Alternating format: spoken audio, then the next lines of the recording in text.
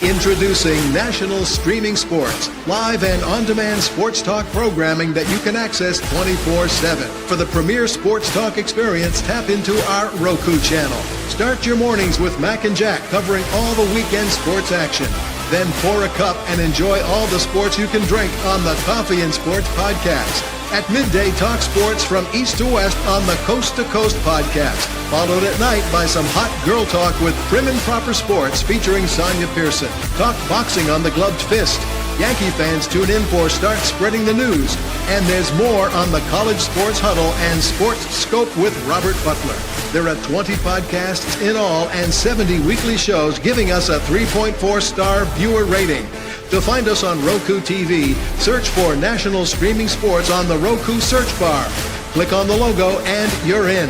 National Streaming Sports, live and on-demand sports talk for America.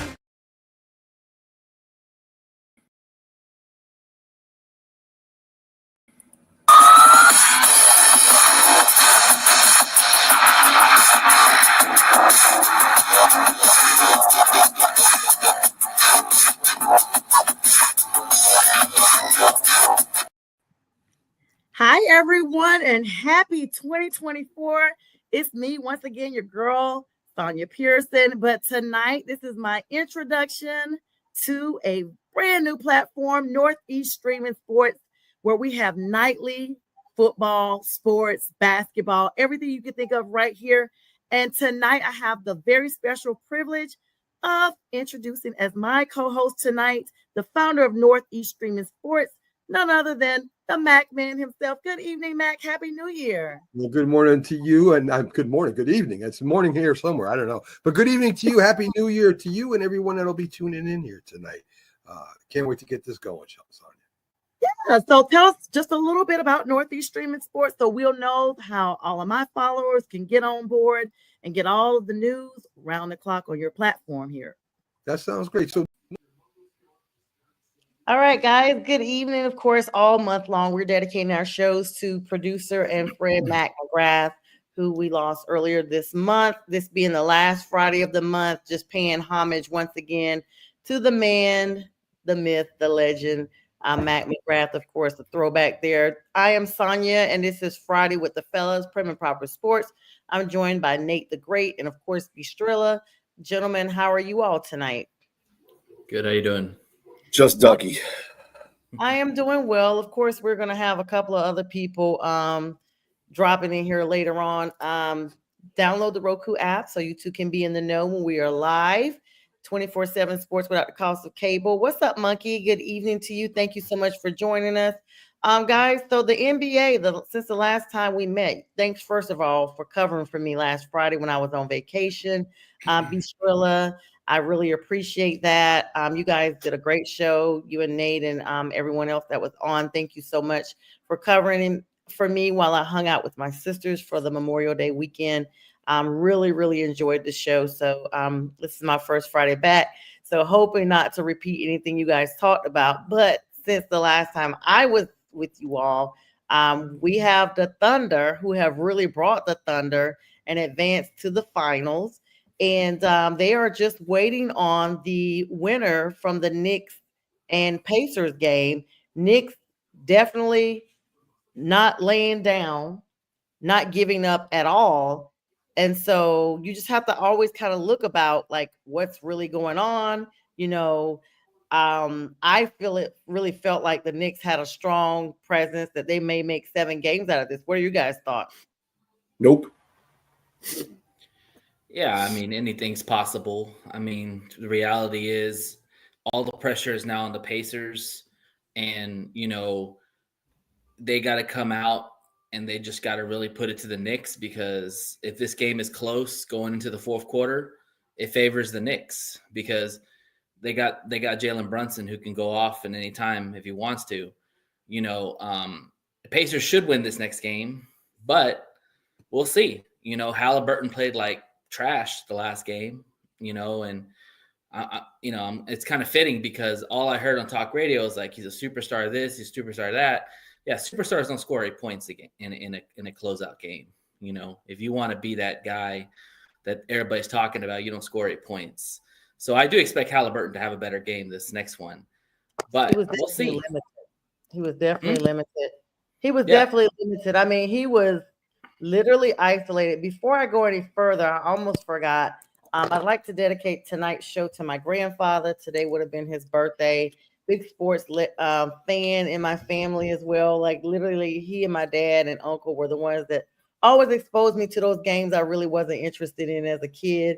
But I just want to wish him a happily, heavenly birthday to Gramps and to dedicate tonight's show. But yeah, definitely. I mean, this game has kind of been like a seesaw. I mean, in my opinion, a lot of people had Pacers without a doubt. Now you see the Knicks, kind of standing up, getting a little bit of life to them. Tom Thibodeau, known for literally projecting on those vets, not really relying much on the bench at all. But it looks like he tried to at least balance it a little bit more in Game 5.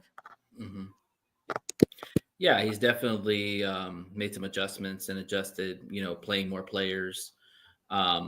Really, what it comes down to, just watching this game as a whole, it just comes down to if the Knicks can play consistent defense. When they play consistent defense, the Pacers don't have an answer.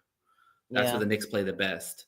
So if New York can play that defense on the road in hostile environments and keep it close, they have a chance.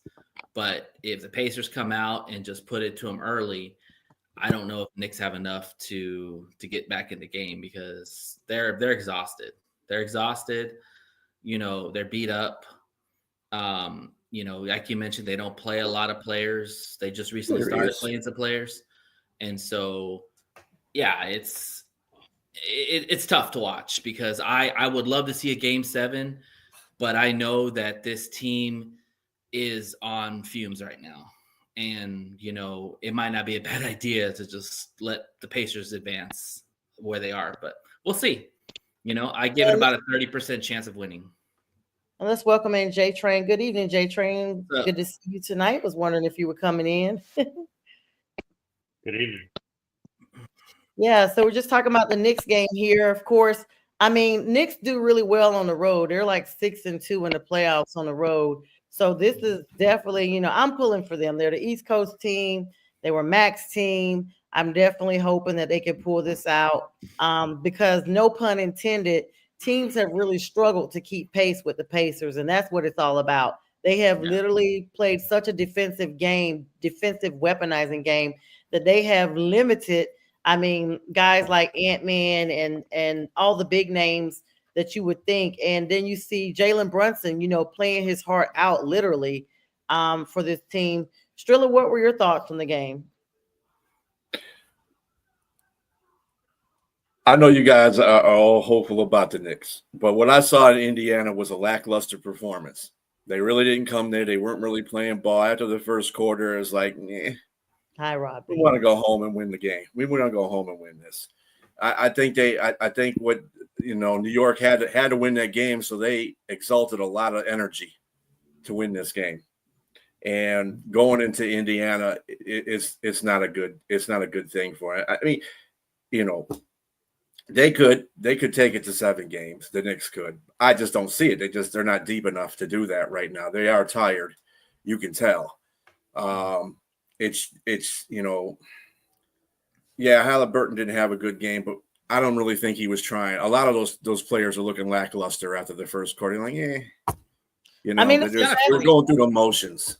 Yeah, it's the last 2 games they've been playing so much. Like every other day they've been playing.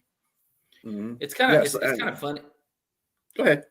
It's kind of funny too because watching these playoffs, there's a lot of times where I see a team just come out and literally give up halfway through the first quarter.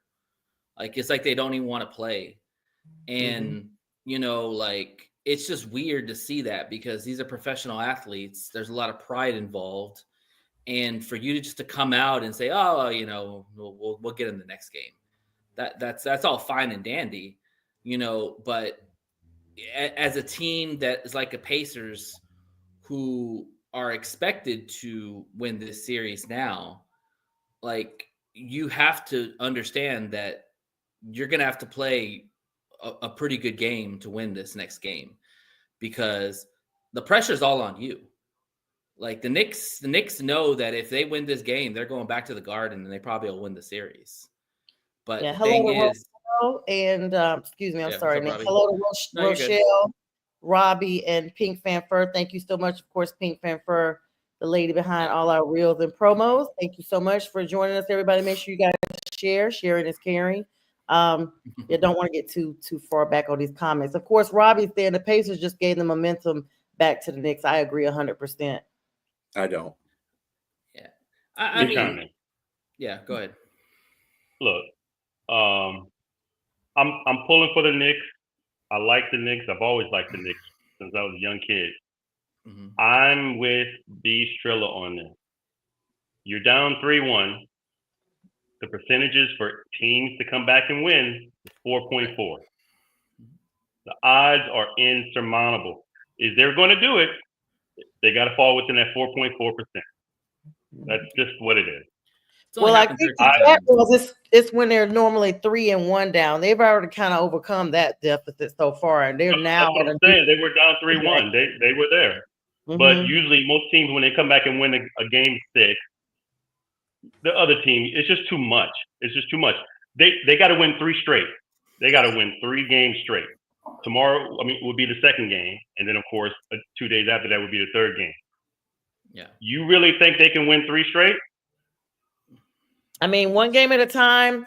I'm not really certain on basically saying 3 straight. I'm saying I know they can win the next game, and that would force a game 7. Actually, it's only 2 games because it's 3-2 right now. They've already won 1. I'm just saying, yeah, they won 1, right? I'm just saying, yeah. I'm going from the 3.3 to 1 stat. That's what they were down initially before yesterday's game. Yeah. That's a tough hill to climb. I'm not saying they're not going to do it. It's possible. It's possible. But in history of NBA, 4.4% have done it. That's all I'm saying. You're right. History is definitely against them. I totally agree with you. You can't argue with that. But I will say this, that I think that going into this next game, they got to go quarter by quarter. They can't look at it as win this game, go the next game. They got to win every quarter.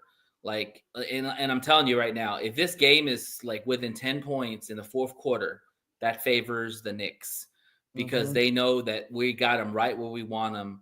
And if Brunson is on, he can go off if he wants to. He still it's been close though. It's been close. Well, except for the last game. Yeah, I mean, yes and no. I mean, last game they shut them out. The last game they played in Indiana, the second game, like it was close throughout. You're right, absolutely. Halftime, I think it was within like 5 or 6 points. But I think that Indiana got a lot of momentum right at the fourth quarter where they got up by 20, and the Knicks had to play catch up.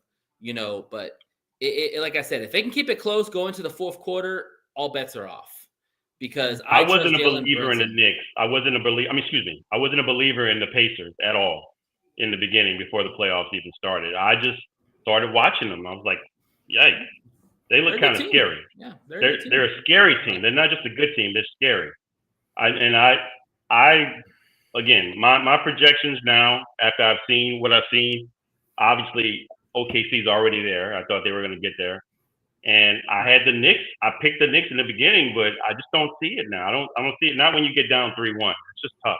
That's going to be a tough one to overcome. That's why they play the game. We'll see what happens. Well, as everybody is saying, we'll see what happens. Of course, those two teams squaring off tomorrow, Saturday. Big game. And meanwhile, Shai Gilgeous-Alexander is getting himself a much-needed break while he's awaiting the winner of that game. Good evening to our Huddle Sports Network and Elite Sports Entertainment Network. At the halfway mark, we will play their little promo here for the Huddle so you guys can know what they got going on. Of course, over there, thank you guys so much for having me on your platform. Guys, it's time is winding down. Of course, June 1st is the deadline to start spreading out some of this cap money in the NFL. We'll talk about that in just a little bit. And got the NBA draft coming up June 25th and 26th in none other than New York. So, is this either one of these teams, are they formidable teams enough to take care of the Thunder? Or do you guys see the Thunder winning it all no matter who they're playing?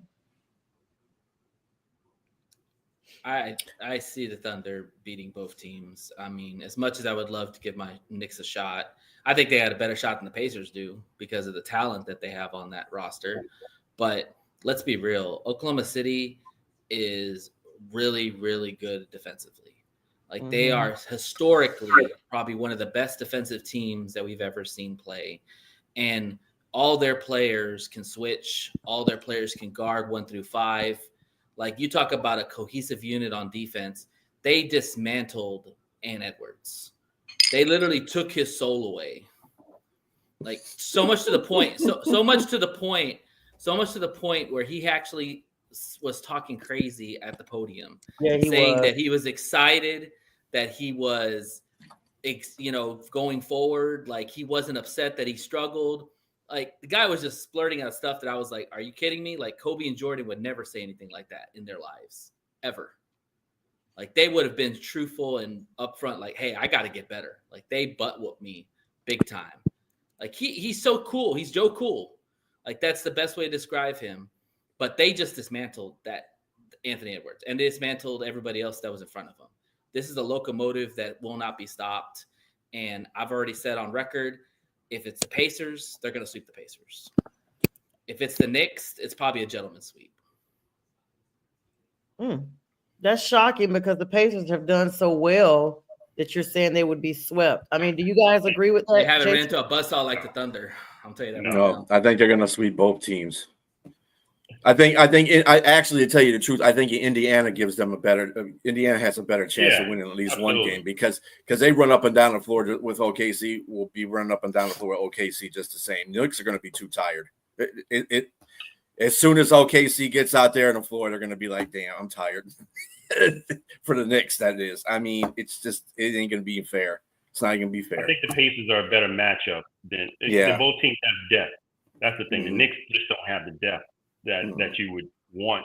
Like they're missing a DiVincenzo or the other guy, got the tall guy that they let go as well. They're just missing those high quality bench players. And I think OKC. Look, OKC kind of reminds me of they remind me of the Warriors a little bit. Outside of the Warriors in their prime. Let me get that straight. Let me put that out there. When they're homegrown, they had drafted all their players. Outside of Shai Gilgeous-Alexander, I mean, the rest of those guys were drafted by OKC, and That's a fair comparison. I agree with you. Yeah, I mean, they just really, man. That's how if you're building a team, that's what you want it to look like. And you got young guys that you got them on their rookie contract. Obviously, that won't last long. Considering if all of them are playing well, they're going to get, except Shea, probably will get Supermax. It depends on what they do. But man, it's just OKC is just a dominant team. I don't see them not winning. Sonya, to answer your question, I mean, I think they're going to win it. I don't think they'll sweep the Pacers. I think it's a much better series. I can see that going 7 actually. Just how the Pacers are playing. I did not. No way. Yeah, both teams. Look, the Pacers are better. I mean, let's just look at what OKC has faced. I think the Pacers are better, are almost like a mirroring image of that team. Halliburton and Shai Gilgeous-Alexander are kind of comparable. Let me push back on that for a sec. Sure. The thing is that, we talk about Oklahoma City outside of SGA. Oklahoma City's bread and butter is defense. That is their calling card. That is what they hang their hat on, is defense. You see what they did to an Ant Edwards, who is better than Halliburton, in my opinion. They made him look pedestrian. Okay. The thing is that when you watch this Knicks Pacers series, the difference in what you see is that everybody and their mother has beat up Jalen Brunson. Like everybody, all the bodies are all over Jalen Brunson. Nesmith, McConnell, Nemhard, all those dudes, they all are beating up Jalen Brunson. Okay. And Cat. Well, right. But I'm just saying Jalen Brunson right now. The thing is that when you watch the Knicks, they don't attack Halliburton. They refuse to do that. I do not understand why. They don't blitz him. They don't rough him up. They let him just make his life easy on defense. They don't go at him. So therefore, he has all the energy on offense to do what he has to do. I promise you, with Oklahoma City, they will take Halliburton completely out of the game, just like they did Anthony Edwards. They will put Dort. They will put Cason Wallace. They will put Anthony Caruso or Caruso on him. They will body and bruise him up, that they will force somebody else to have to beat them. Anthony Edwards should never be in the same breath as Michael Jordan or Kobe Bryant. Or I agree with that. Because he is not consistent. He is not consistent. He has not done anything to show that he's grown. Yeah, he's talented. He's a very talented player. I want to see him grow. Struggled. He needs to work on his game. I mean, and I agree that they put the defense on him, but he did nothing to improve. And then you can also say that might be on coaching. Maybe coaching didn't do anything to get him open or something like that. But at the same time, he did nothing to the counter in that regard. You don't just get stuck in. I mean, there's other players on the team. Make them. All right, we're going to make everybody else shoot. They got to step up too. But what I want to say, which rebuttaling to what you said about Halliburton, Halliburton's a playmaker. To me, these two guys are two different players. They're two different players. He's a triple-double waiting to happen as well, in Halliburton. So I think it's going to be, to me, that's why I think him and Shea are kind of similar. They're more like points. Even if I don't know what Halliburton's true position is, but he plays point. Point guard. He's a point guard.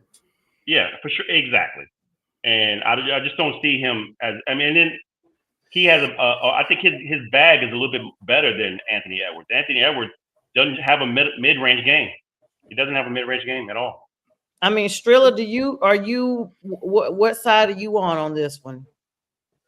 I mean, I agree with James to a point with him. But Halliburton, Halliburton is a good player. I kind of agree with Nate on that he's not the premier player yet. Okay.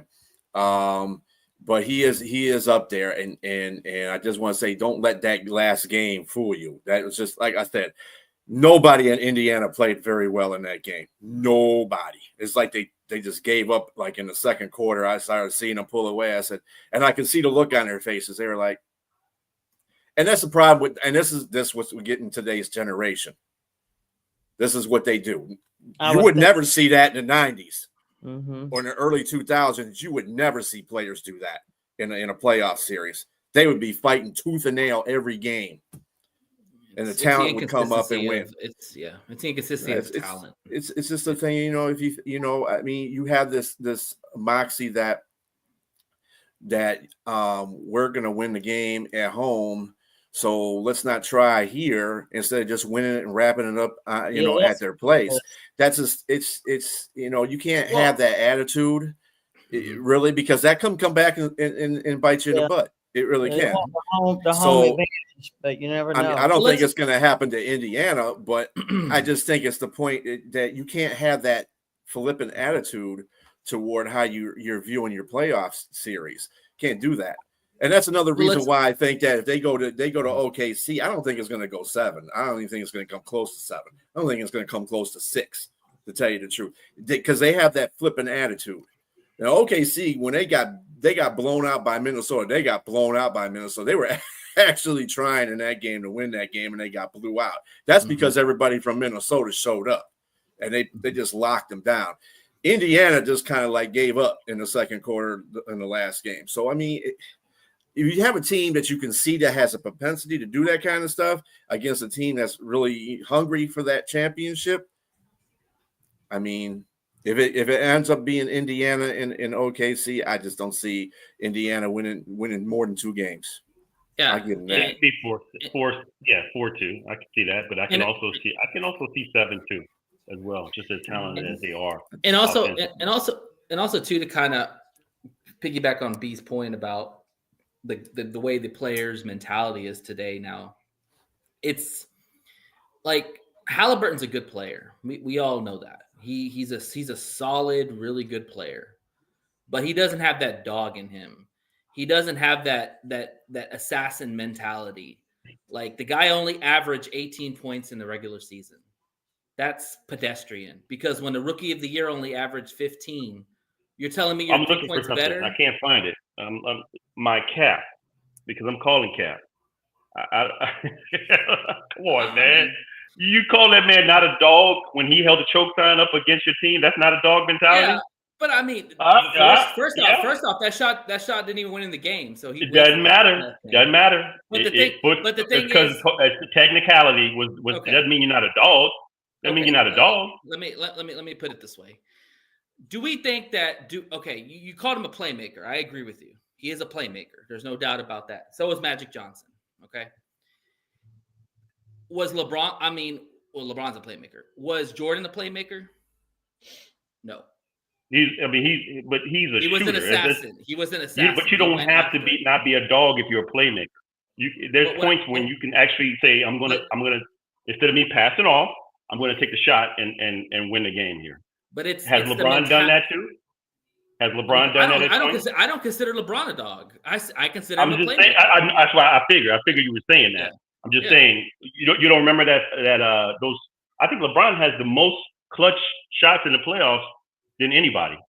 He's also missed the most clutch shots too. It doesn't matter. You still got a dog mentality to take that shot. If you want to argue that, it's a different type of dog way I look at it.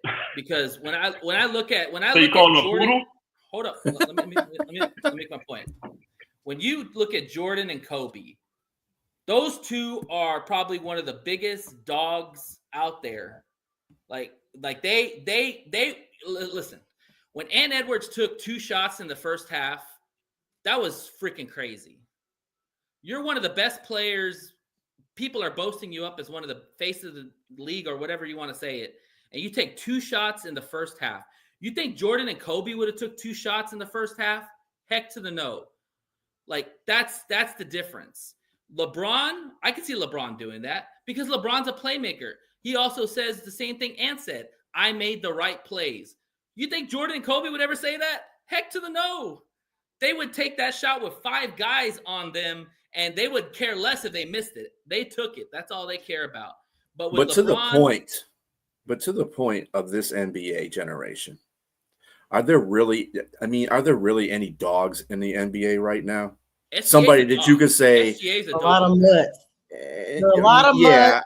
A lot of mutts. That's what I say. Because like in the 90s, you couldn't count on your hands how many dogs were on every team. Every team had a dog on it. One guy that was going to take that game over. Whether it was Jordan, whether it was Magic, whether it was Reggie Miller, anybody of those. Patrick Ewing. Those are guys that were clutch when it came down to it. You don't have any of those players nowadays. You might have 1 or 2, like Steph Curry, maybe LeBron. Might be another one. LeBron's more willing to pass and take a shot.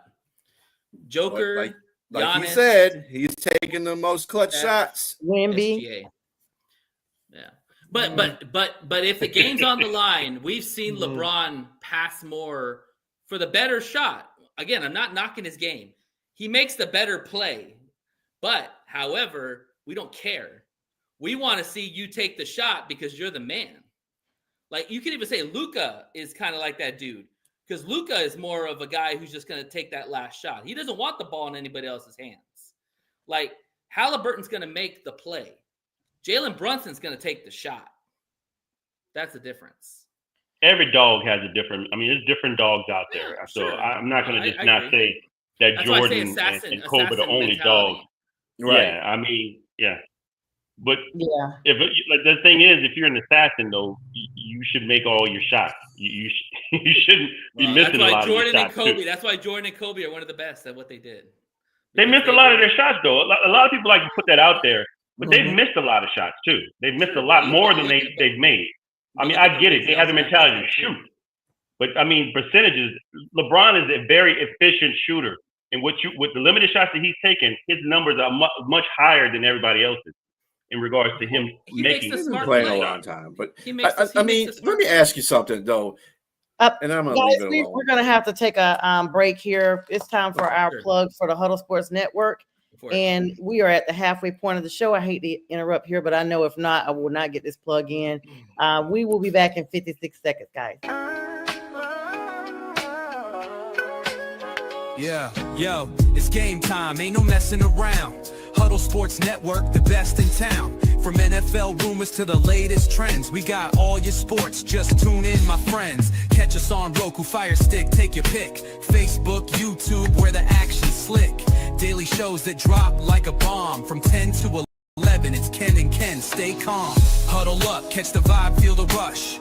Get your news, get your fills in the clutch. Over 27 podcasts, we breaking it down.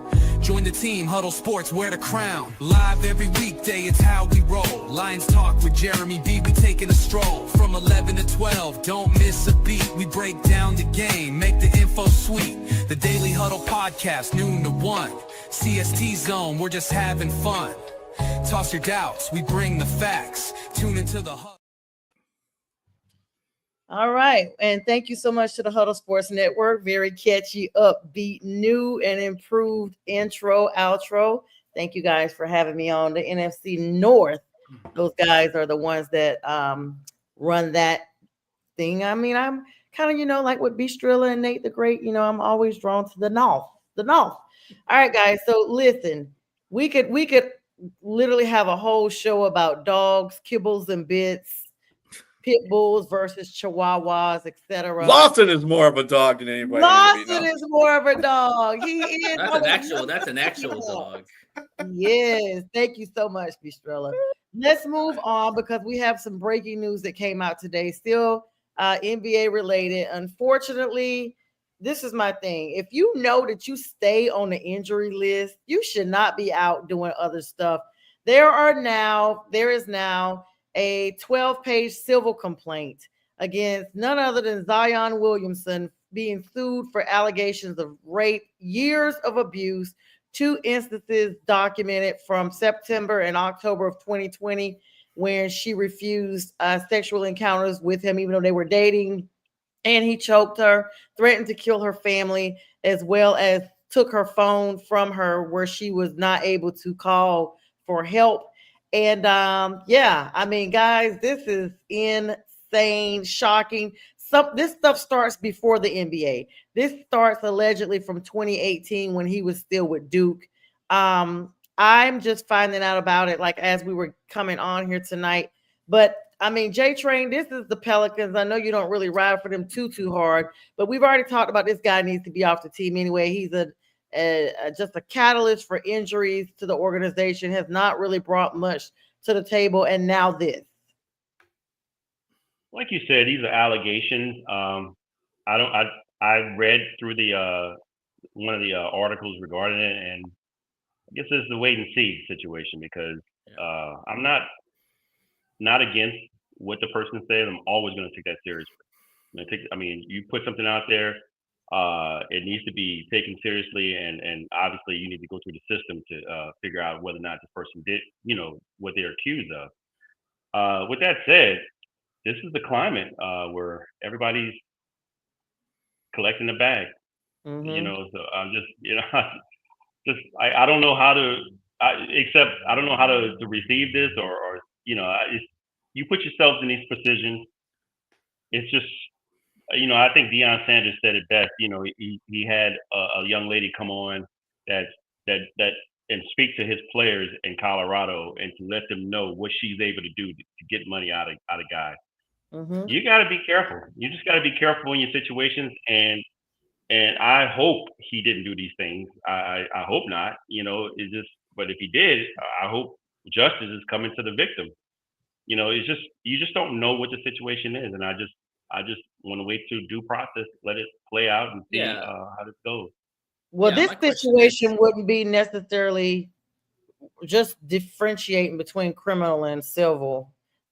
This wouldn't be a due process situation. This would just be so civil. You just have to basically, you just have to have basically enough to say. So even if she was partially, say they were dating, in a civil suit, both parties are reasonably balanced as far as who's to blame. But if you have like it's the 48%, if you can do 50% that he did do these things and she was against it, then it's civil. Criminal is, of course, beyond a reasonable doubt. Like they must be without a reasonable standard, like a common sense approach. Like there's no way this person could have done X, Y, Z. But this is always my thoughts on it. Of course, I want people to be able to play out for whatever's right for them in either case, because I know people do go out there and grab the bag and make these allegations. This is 2025. I'm trying to figure out why these are just now coming out 5 years That's what I'm later. saying. That's exactly what I'm saying. That's you fishy know, right there by itself. And to be honest with you, certain states, there is a statute of limitations of 2 years. I think some states have 3 years, with the exception of these types of crimes. We don't take anything from anybody, but I've always been accused by my friends of thinking like a guy, because I just am like, you know what? Where is that one friend that she told this years ago? Where is any proof of this? Where is, if you are so-called going to say that someone did it to you, you should be going to the hospital. And especially with the second incident, it said it was violent and she was choked where she feared for her life. You need to be going to the hospital. Like, this is 5 Call the cops. Well, she couldn't. He supposedly took her phone for an extended period of time. But listen, when you get that phone back, dear, come on. When you get this phone back, or we can look at it from the other side. It could be, maybe she wants him back now and he doesn't want to have anything to do with her. And she's, crying wolf because she's mad about it. I read in the bottom of the article from his lawyer's point of view is that the relationship was consensual. They were not dating from the lawyer's perspective. That's what they're saying. They were not dating. And when things didn't go well and when it ended, extortion started to come. And that he even talked to the police about extortion prior to this incident. Wow. So yeah. Well, they're going to be very careful, they said, how they litigate this, because I'm going to be honest, y'all. I am so tired of seeing something every week about some celebrity on the news from 10, 15, 20 years ago with somebody. And I mean, even Smokey Robinson, like, oh my God, like there's a couple other people that came out today. I'm like, listen, at some juncture, the courts have to step in and be like, what is credible and what is not credible? Because certain courts, like if you went to a court of appeals, they don't even hear every single case because they know this is a BS case. Like they know on a lower level, this is how they ruled. There's no need for you to appeal it because we have hundreds of people that are trying to appeal on a daily basis, if not more. And it's the Court of Appeals is per state. So everybody in that state could be appealing whatever it is, criminal or civil. I just hope that justice and the truth really come out on this. And to be honest, guys, if this is all false, Zion himself has a case for defamation against this young lady. Oh, yeah, absolutely. Especially with the contract situation coming up soon. And the fact is that he might be traded. He could be looking at different sceneries and all that. Funny how this came out when he's getting ready to get another contract. Mm-hmm. You didn't see that? And then on top of that, now I'm not trying to discredit the woman, okay? But there's going to be enough times when these women, and I'm sorry because that's basically all most these suits are, women versus men, that they're just going to do so many falsified extortions that if one of these athletes does commit actual crime against this, who's going to believe the woman? You're messing it up for everybody else behind you because you keep doing this dumb stuff where you're trying to extort money from these and trying to defame their name at the same time. And then what happens when the actual player goes out of control and actually does that and there's no documentation or no footage or anything of that? And then they try to bring it to court and this gets thrown out even though the victim is a victim. Yeah, that lets you know, though, the fact that they're not trying to do a criminal suit. They're just going straight for the money. That's to me when it's like, okay, civil is hush hush. Feared for your life, but I will tell you guys this. Sometimes people file civil suits and the state is aware of it, and then they end up bringing charges anyway against the person because they're like, wait a minute, there is enough evidence. We've looked at this, and this is not just okay, let me pay you and you go away. These acts were committed, and now you are facing an indictment. So I will tell you, like I told, I think it was Jack, we were talking about someone else that was facing the same situation. I was like, why would you pay if you're innocent? If you're innocent, you're not gonna settle. It was OJ. Yeah, you're not gonna settle if you're innocent.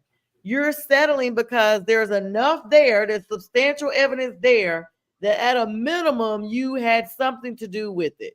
Mm-hmm. Well, it was a consensual relationship. We don't know what was done within that relationship and what considered as consensual, what's not consensual. That's a whole debate within itself. I mean, consensual is just an age process. What you actually do, even if the woman, even if they had a flagrant, and I don't count what's a consensual, affair anyway? Isn't it dating anyway? I mean, what you say it was a one night hit it and quit it, or I don't understand what the whole situation is for the date thing. Because if he was dating her, he was dating her. Whatever, doesn't make a difference. If she refused to have sex with him, I mean, yeah, that'd be a problem as long as she has proof to back that up or documentation to back that up. And like Sonia said, if it's being brought into the civil court, then I don't really think there's much to do about anything on her side. I think she's just trying to get that bag. What I think and this is the problem that I'm saying. Every chick's going to do this, and I'm sorry, I don't mean to bring every woman all into this because they're not always the ones that have the issues, but I'm just saying it just seems like you put this in the front court, then what happens is later on when somebody does create a heinous crime, it's just going to go unnoticed because you've done all this complaint. Nobody's going to. It's like crying wolf. Yeah, you're crying wolf, and then nothing's. What also too I think is interesting is the fact is why did he threaten to take her phone? And like what was on one of the things that what was on the phone that he felt that he needed to Allegedly. threaten to take it take it from her, like that right there sounds pretty bad for him because obviously if you're go ahead. No, go ahead. Finish. No, I'm just saying, I mean, listen, I'll be very clear about this. Like this happened 7 years ago. If this was serious to you to the point to where you felt like your life could have been threatened or something like that, you would have came forward a long time ago. And the reality is that this BS about, he's trying to take my phone, go get another phone. There's called burner phones. And there's a repeated incident of it. So it happened in September, and then the next month it happened again. Like, why? There's something off right there. Why would you continue to be with someone that did that? Exactly. Yeah, that's the fishy part about it. This particular case, I mean, or like all the other cases, a lot of times people are looking to collect out of court settlement because, and a lot of because I think from what I understand, the advice that is given to the defendant or the person that's being accused is that you want to get this done with. You don't want to go through get dragged through a whole court, even if you do win. It's just your name has been out there dragged with this. You want to kind of push this to the side and go ahead and settle and be done. And I think a lot of people know this, and so at minimum they think they could get something out of court, some sort of settlement. But whoever's also advising this defendant also needs to know that you're going against a professional athlete, a popular professional athlete, even though his game is not as good as people think it is. He's still a popular guy, and he's got a lot of money, which means he's got a high-priced lawyer that he could definitely throw at you. So I don't understand why you would even poke the bear in that situation. Like, why even go that far? Because he's silly. This is the thing. Forget the person that's accusing, but the presumably accused has a track record of doing some dumb things with women out, and so they know who you are. They see your habits. They see what you do, and this person has been with him, so she know how easy it is to go this direction if she's even doing that. If this is not true. I didn't know that he had a history of this. I mean, when I say a history, I mean he's got like a side chick. A lot of them, he's got. Y'all know more about him than I do. I just follow whatever's on the court. So yeah, I mean his business is coming out there. I mean, it's like Anthony Edwards with the baby mama drama. Yeah. Well, I mean, drama aside, okay, you got young athletes out there making money no matter what professional sport it is. Me and Nate were talking about JMO on Alliance earlier about him being young and immature about doing stuff like that, and he's still posting stuff. But at the same time, I would be fighting that tooth and nail. I'm not taking no, because you're not going to accuse me of that kind of heinous act. No way. I might be a jokester. I might be a nut. I might be an a-hole. I might be any of that. But I'm not the guy that's going to go out there and say you're going to say is raping you and busting you up outside your head, suffocating that's jail time. you. And, that's jail time right there, brother. Right. You're not going to do that. You can go at me any other way, but you're not coming at me that way. So you're going to have to take this to court, sweetie. Too bad. That's all I got to say. And it's all about optics too. Like the thing is, when you look at the situation, GMs are going to look at that situation. Whoever trades for him now is going to look at that situation. The New Orleans Pelicans might want to get off of his contract now. So now Zion's in a situation where he might not even be wanted by anybody else because of the situation, because no team wants to deal with an open investigation. They don't want to deal, especially somebody who you're asking is going to want a pretty good amount of money. He's got a history of injuries anyway, so you're not even bringing nothing to the table. Right. Yeah, let's of course, as I say, the verdict is out, and literally the verdict is out on this one. Let's switch over, guys, to some baseball news. Mike Trout returns. Angels activated him from injured list after a month-long absence due to his left knee injury. Of course, the Yankees-Dodgers matchup is this weekend. Highly anticipated series between the New York Yankees and Los Angeles Dodgers. For you guys who don't know the history, the Dodgers were the former Brooklyn Dodgers. So a lot of New Yorkers still supporting the LA Dodgers, even though they moved. And Max Fried just playing his best games, pitching. I mean, former Braves, I miss him so bad. I can barely contain myself to say that. That series is now underway, and much discussion is being held about which team is going to have the edge at each position. Of course, you got injuries to certain pitchers. Tigers, Jackson Jobe went on IL with a flexor tendon strain. And the Braves, speaking of, AJ Smith-Shawver tore his UCL. Astros, Lance McCullers Jr. received security, 24-hour security, because he has been getting online threats. Guys, this is crazy. Yeah, So people should chill out. Like, come on. I mean, if your life is that bad where you have to threaten somebody's life, like, come on, man. Like, do it to yourself first. Yeah. Like, go and the movie The Fan with Robert De Niro and Wesley Snipes. Go and don't take me. Yeah. And can I say something really quick about the pitching thing? Because I think this is definitely becoming a serious issue in baseball. Listen, they have got to limit games. These pitchers are getting worn down, because the thing is that every pitching coach will tell you the same thing: throw harder and we'll get you out of the game. Mm-hmm. Well, the thing is that a lot of these dudes go 7 innings sometimes before they get pulled. Imagine just yourself going outside, throwing as hard as you can for, I don't know how long 7 innings is, maybe 2 or 3 hours, maybe 2 hours, it whatever. is. You would be exhausted. You wouldn't be able to do anything the next day. Your arm's going to be killing you. Right. And then take this example. They tell them to do this in AAA. They tell them to do this in high school. They tell them to do this in college. So where's the protection for the pitchers? Like, literally, because like that is a big part of what baseball is pitching. And you are overusing and you are killing your best pitchers' careers, because once you get Tommy John, once you get UCLs, you're done. You lose a lot of that velocity, and you're not the same pitcher after that. It's very far and few. And so I really think that they need to just lessen these games. It is way too many games for these pitchers to be throwing over 100 miles per hour game in and game out. You're going to see more of these injuries, and you're going to see a lot of your good pitchers be like running backs. They're going to have like 2 or 3 years shelf life, and that's it. And they're going to go for the next best player. Like, something's got to be done. This is ridiculous. I was thinking the same thing. That's funny you brought it up, because I was like, these pitchers are really worn down. I mean, and then because the only thing you were doing is you bring your closer in to close the game. They're not there to be a reliever. Like, what happened to the days of relief pitchers? Well, relief They pitchers still only have last that. about maybe half an inning sometimes. They still got maybe plenty an of inning relief at the pitching. most. You know, There's still plenty of relief pitching. You guys are crying over spilled milk. It ain't gonna ever happen because that's the way Major League Baseball has been since they started. So until you come up with a better viable thing, and instead of tear shedding about the whole situation, it ain't gonna change. Those pitchers. That's why a lot of teams have 5 pitchers on a rotation.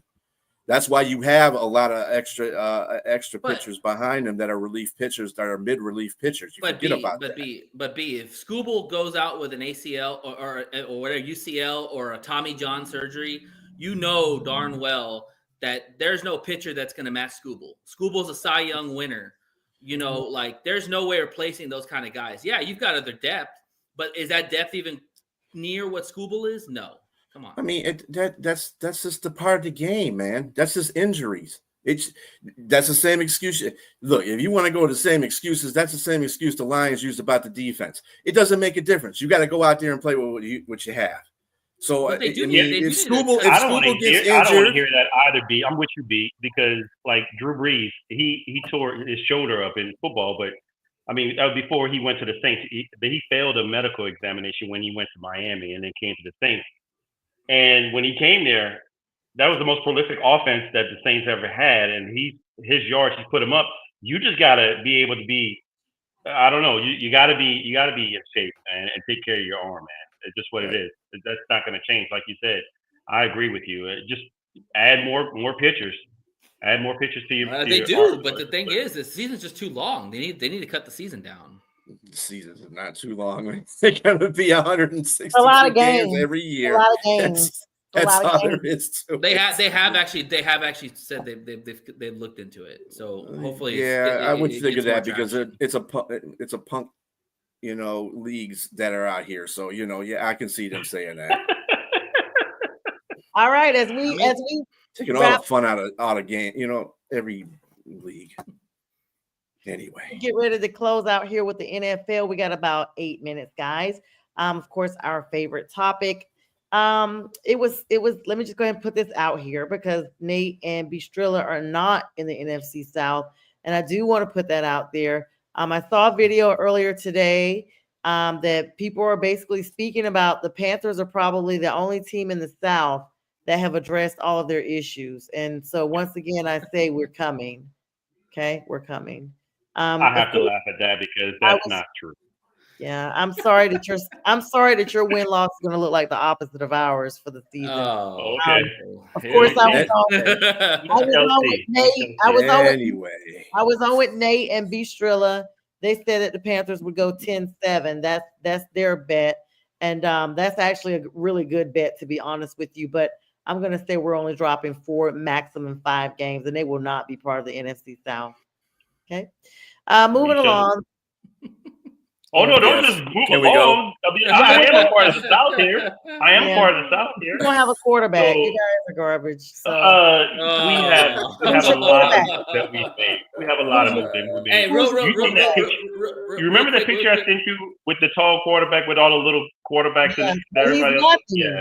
He's not proven. He's an unproven quarterback. We'll see. J-Train, all jokes aside, we can rattle him up out of there. Who's looking as the favorite right now in OTAs, or who's looking good right now?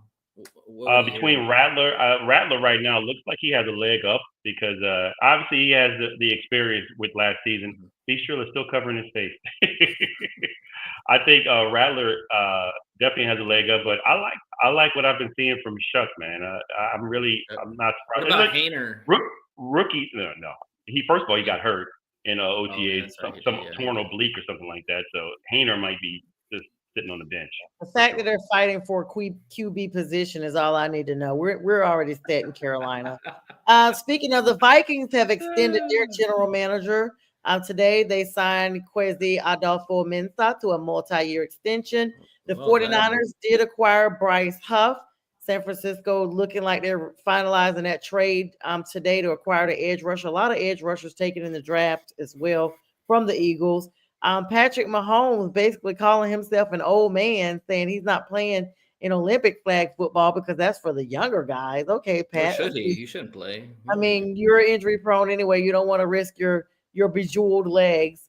The Giants have solidified their Jackson Dart contract for his rookie year, their first round pick. Congratulations to Jackson. Guys, Shador Sanders, they said he's balling out up Yeah. there in Cleveland. I mean, they literally don't be shocked to see him walk out there from day one. I mean, I thought that he may start maybe game 3, 4, 5. No, he's coming game 1. Steelers and Aaron Rodgers dramas. OTAs, everybody looks awesome. Carry on. Aaron Rodgers, there's rumors now that even though he said he would not mind being retired as a Packer, now he's basically saying he is holding out that they may be still signing him in July. I'm like, dude, please take your butt home. Take your butt home and sit down. I think retirement is definitely more on the table for him than anything else. I really do, because I don't think that you want your last memories of football to be on your butt, getting knocked around all the time and your team losing mightily. Like, I don't think he wants that. I think that if he wanted to, he could just walk away and he would still be a Hall of Famer. Everybody can't be John Elway. Yeah. And retire when you're at the top. It's very true. Yeah. I mean, I'm just kind of tired of that whole conversation at this point. Like he's decided, he's found a way to continue to make himself relevant this far after he's not. We make him relevant by talking about it. It's not him making himself relevant. It's Pittsburgh. But let's be clear, guys. This is the thing. He will not. So it's not really about a relevance thing. It's about the fact that they are making this saga so long, so drawn out. No one's picked him up. Pat McAfee did his whole big T show that we know about. But at the end of the day, it's like Aaron Rodgers has already made his mark. And even if they sign him today, he's not going to participate with the team. He's not going to show up at OTAs. He's not going to do nothing. He's going to be on his mushroom sniffing convention that he was last year when he got signed with the Jets. Well, he's 40 years old. He's not going to have to learn too much of how to be a quarterback. Yeah, but meshing with your team, like just the commonality of being around your teammates, is it like it's you over here and them over here? Yeah, no, he's way over. I think he'll be signed probably closer to training camp, because that's really where it matters, because that's where you put the pads on. That's where you put a lot of the installs and all that stuff. Right now, it's just underwear. It's playing in your underwear, like throwing in air and all that stuff. Like, yeah, you're building reps, but you're not doing anything special, like you're just. Thank you, Pink fan, for that we are coming for all y'all haters. Thank you, Pink. Steve-O, how are you doing? Good to see you. Yeah, Monkey, I'm not gonna put your comment up there. Steve-O says won't be until after June 1st. Okay, June 1st is on Sunday, and yeah, he does live his life in cliques and stuff. You need team chemistry. You can't have that if you're not there. Absolutely. And his life doesn't even revolve around football. He's right. He's always talking about these personal issues that he's got. And I'm like, dude, you've made your money. If you've got so many personal issues, handle those. He just likes the attention. He's an attention whore. He likes the attention. I have to agree with Nate. I know we got to close out, but I have to agree with Nate. I just think he's going to play football. He's just not going to play any of the extracurriculars prior to training camp. That's actually smart for him, because then he just gets into the nuts and bolts of it. Definitely a prima donna. And he's just there. That's how I look at it. If they sign him, he's just going to be there. Whether he misses whatever and gets acclimated in training camp, he's just going to be there. How effective is he going to be for the team? You want a quarterback that's going to win games. I don't think Aaron Rodgers is in that mind mode right now. His name I just don't. If Will Howard keeps playing well like he's in the OTAs and looking impressive, he might not have a debate anymore, because people like Will Howard. We shall see. We shall see. Guys, it's been fun as always. Myself, J Train, Bistrilla, Nate the Great. This has been Friday with the Fellas. It will re-air at 2 a.m. on the Roku Network. And thank you so much for everybody, the likes, loves, and comments. And in the morning, J Train and Jack will be joining you guys. I may be there, I guess, maybe behind the scenes. It's super early for the debate show. Sunday morning, big sports show. Wish everybody a great weekend. You guys be safe, enjoy everything, and y'all know what? Keep pounding.